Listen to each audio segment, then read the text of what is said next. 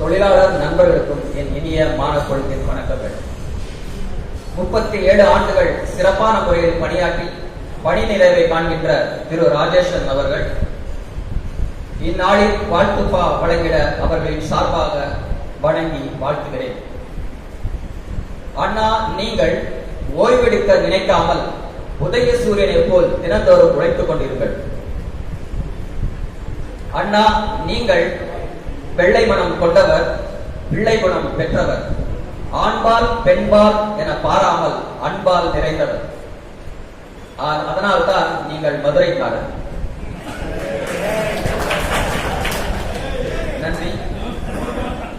அண்ணா, நீங்கள் இதுவரை ஓய்வு பெறும் மன்னர்களுக்கு உங்கள் பேச்சால் மகுடம் சூட்டினீர்கள். இன்று நான் உங்களுக்கு திருக்குறள் கொண்டு வந்திருக்கிறேன்.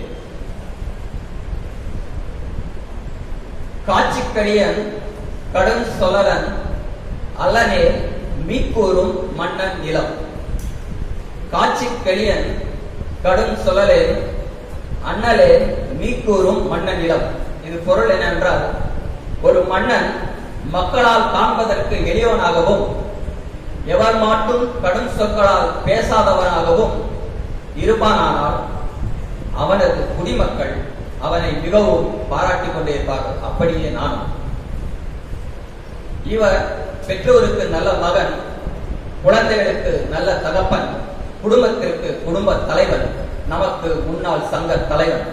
போதாது, இன்னும் பல பரிவட்டங்களோடு நீடூழி வாழ வேண்டும் என்று இறைவனின் ஆசிகளோடு இப்பொழுதும் எப்பொழுதும் நலமாய் வாழ வேண்டி இறைவனை வணங்கி விடைபெறுகிறேன். நன்றி, வணக்கம்.